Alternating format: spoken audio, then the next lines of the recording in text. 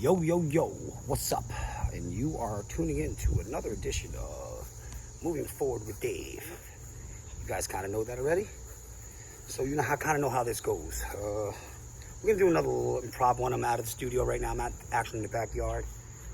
Got some stuff on my mind. So I'm just going to let it go. And we're just going to see how the fire's off. First things first, I want to start up talking about the buffoonery that is this exit strategy in Afghanistan, what our president just did. Okay, that wasn't a goddamn plan. That wasn't a plan. That was a wing and a prayer. That was pulling a fire alarm in a movie theater. That was the Titanic. The incompetence, the no planning on the evacuation. It's so bad that these people over there were hanging on the goddamn plane and risked death from falling down from the fucking sky rather than what those people are going to do that are down there right now. Okay, now a lot of people are going to be like, oh man, I'm glad. They don't want to fight for themselves. They don't want to do that. You know, we knew this 10 years ago. They didn't want to fight for themselves. So we kept pushing. But, you know, we shouldn't, screw them, you know, whatever. They don't want to fight for something. We shouldn't do nothing over there. Well, a little less than a year ago, a certain president made a deal with the Taliban saying that he was going to withdraw the troops by May of 2021. The backlash and the absolute irony of this whole situation is the same talking heads that are saying that this was that Biden brought the troops home, because there are people out there that are saying this. That's crazy. First of all, you can't take credit for bringing the troops home when the other guy made the deal before you, and you want to take credit for bringing the troops home, at the same time blame the other administration for the deal that you had to follow through with, the reason why you withdraw the troops. Does anybody else go, huh? Who farted? Does anybody else see that? Does anybody else like go, oh, that's terrible? Anybody else? I mean, because I do. Because that just seems like a bunch of horse shit to me. Like, the utter horse shit that they spill and just put out there is such an insult to people that can critically think.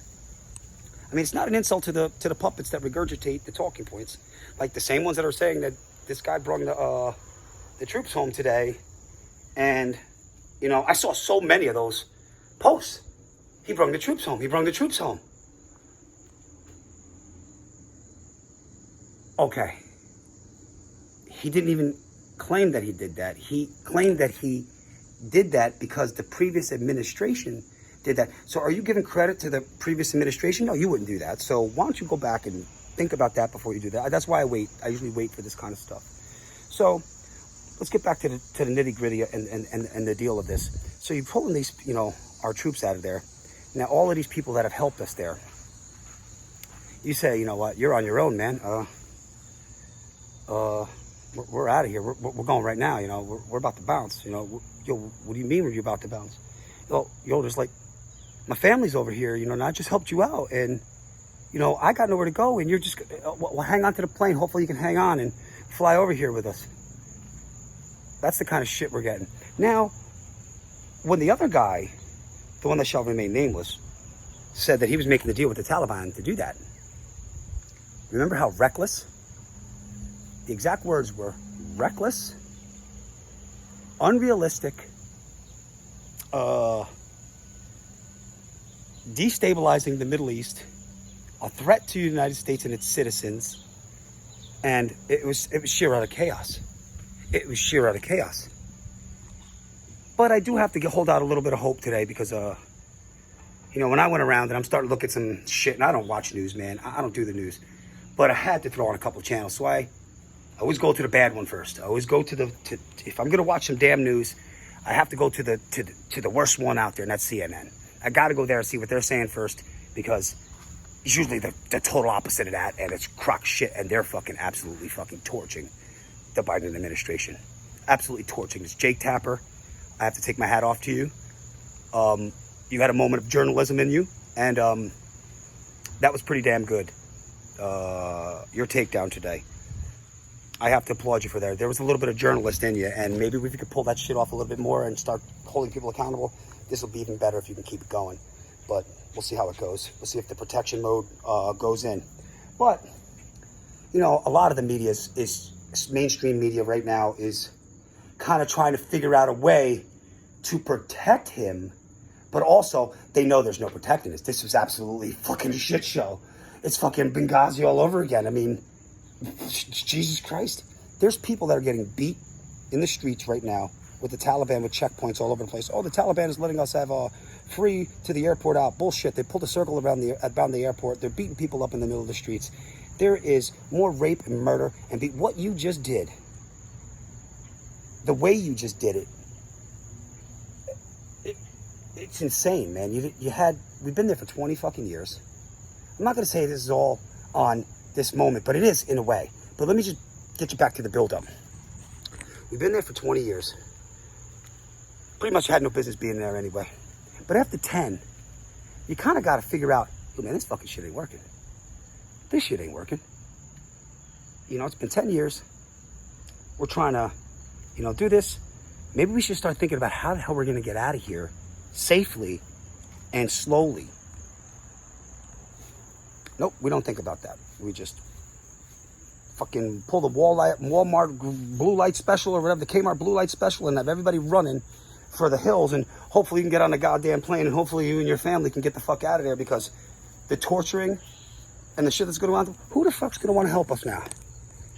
You hear this? You're in the intelligence community, and you're a spy. Do you want to help the United States? You want to help us? Give us some information? You want to help us to do something? Because I'm going to tell you right now, I wouldn't be helping us. Your ass is going to leave me on the dock. Especially that guy. This shit show of a president that we got. A fucking absolute garbage shit show of a fucking president. I mean, I just don't know how much more this guy could drag us into the dirt. I don't know how much longer this guy can make these poor decisions that have these unbelievable consequences that you got to see it. Everybody sees it. There are a few people out there that are still blind to it, and they don't see it. But I see it, and a lot of people do see it. I don't know what we're going to do. This Afghanistan thing was probably the worst thing I've ever seen since like Vietnam, trying to pull out of Vietnam, and we screwed that up bad too. But it was a little bit better than this. I mean, this was just a jailbreak, and it's still going to continue to go. You know, now you got people talking about, you know, another 9/11 going to be happening maybe. You know, we need to stop that right away. We need to stop that talking like that right away. I mean, I know the realization of it, but, you know, here we are talking about that. Here we are talking about that. Oh, another 9/11, and people are thinking it. People are going to start thinking. Of course they're thinking it because of what's going on. And you're not thinking about who's in charge and your situation. This is another thing that I keep telling everybody. Nobody is thinking about their current situation. They're thinking about emotional status, emotionally triggered, things that have nothing to do with the real nitty-gritty of your life, of what's going to take to get through this thing. Maybe something like this wakes people up. I don't know. I can't see how much farther we can go with this craziness. Because, you know, you got a couple of things coming up behind this. You got the balloon popping. You got a bunch of things happening that are going to come behind this. This puts the fear of God into people. And now the media will totally use this as more propaganda and more fear-mongering. Oh, it's inevitable. Another 9/11 is going to happen. Well, maybe so. Maybe it doesn't. I don't know. Let's just, you know, how about holding off? Because it's not like you're going to stop it anyway. If it does happen, it's going to happen. There's no stopping it. You're not stopping it, because I wonder, people in the intel community, you know, intelligence community, is going to be willing to work with us and let us know things, because I wouldn't put my life on the line for that kind of shit. Hey, man, give me some notice, man. Hey, I'm about to get out of here.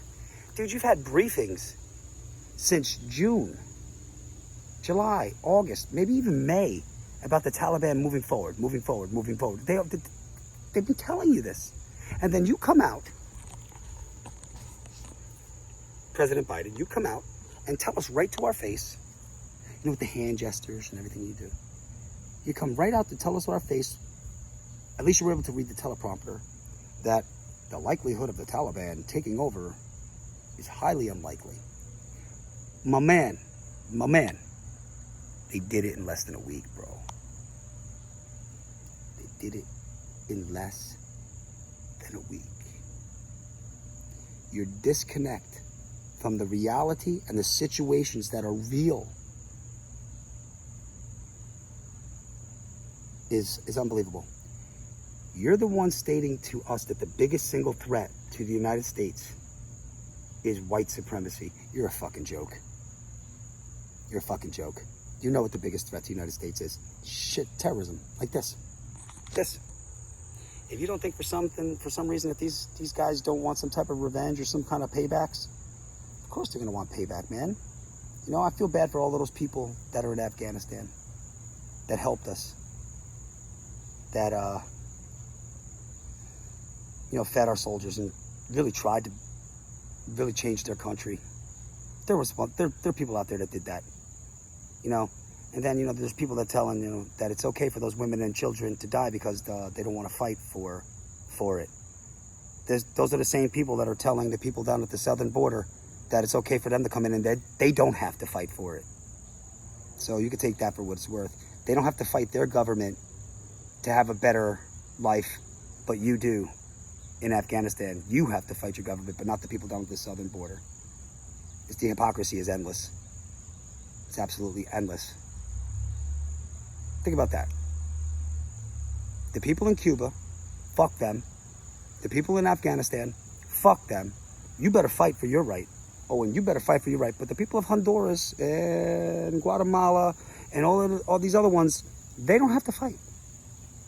There's no need to come after your government or Venezuela. There's no need to fight your government. You could just come. It's fine for you, but these other people, you need to fight and stand up for yourself. Your hypocrisy is so bad, and you don't even see it. You don't even see it. Your hypocrisy is so bad, and you don't even see it. That's the craziest thing, is you don't even see it because of blind hatred over one man, which is unbelievable how powerful this man is. This man owns so much rent spaces in people's heads. It is, this guy, he's right next to Jesus Christ almost. I mean, that's how big it is and how it has made people just do the weirdest, unbelievable, completely lose their minds and their senses of their situation, what's going on, and everything, all for, I don't fucking know. But I'll tell you this, weak leadership will always get challenged. This Biden administration, this is about as weak as it gets, man. This is about as weak as it gets. I mean, maybe Jimmy Carter. Maybe. But this is about as weak and as bad as it gets. You can only hide incompetence for a while, and then it will show itself, and it's starting to show itself. This guy, in 8 months, has damn near, I can't even, we're going to fix COVID, we're going to fix this, we're going to do that, we're going to bring the people together. I don't see nothing. I don't see anything. And then, now you start talking shit, everybody else starts talking, everybody say something, and here comes another lockdown. You want to bet? Oh, shut them up, let's get another lockdown. Hey, release the Delta variant, release this, release that. You know how it's going to go. It's bullshit. It's total bullshit. All of this is bullshit. I feel like I live in bizarro world where, like, this isn't real. People aren't, this isn't real. This can't be real. Like, what the hell happened? Holy smokes, people. I mean, I respect the office, but god damn, this has got to be the worst president we've ever had. It is killing us, people. And not just us. People all over the world. This fucking guy is an idiot, man. Sorry it has to be this way, people. Peace out. Thank you for tuning in. That's what I got on my mind. That's what I had to say. That's what I'm going to say. If you like what is going on here, please like, share, subscribe, comment. Say anything in the comment sections. We'll debate. We'll talk about it. If you don't like what I said, let's talk about it. Let's find out why you didn't like what I said. But as always, come together with some facts, because we don't do the emotional thing here, because the emotional thing will absolutely get slaughtered and wrecked, murdered. If you come here with some emotional stuff, if you come here with some factual stuff and we can actually talk, you can maybe sway me and change my mind in certain areas. But if you come here with that emotional stuff, you did exit stage right. So thank you again for tuning in to another edition of Moving Forward with Dave. God bless you. God bless your family. God bless America. And God help those damn people, those innocent people in Afghanistan. The ones that just wanted to be free. The women and the children.